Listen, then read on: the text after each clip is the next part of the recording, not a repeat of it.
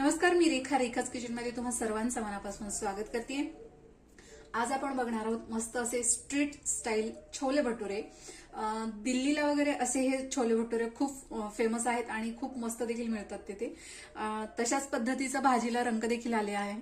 तर तो कसा आला आहे, भटुरे असे छान एवढे फुललेले कसे आहेत, तर हे सगळं आपण या व्हिडिओमध्ये जाणून घेणार आहोत। यासाठी आपण टिप्स देखील यामध्ये पाहणार आहोत। सो यासाठी आपल्याला साहित्य काय लागणार आहे, कशा पद्धतीने बनवायचं आहे, चला तर मग बघून घेऊया।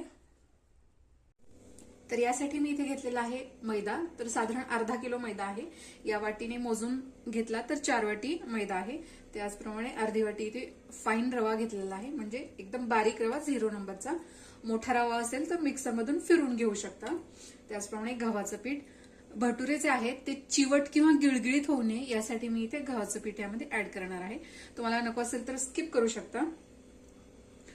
त्याचप्रमाणे 1 वाटी दही, चवीनुसार मीठ, बेकिंग पावडर आणि तेल।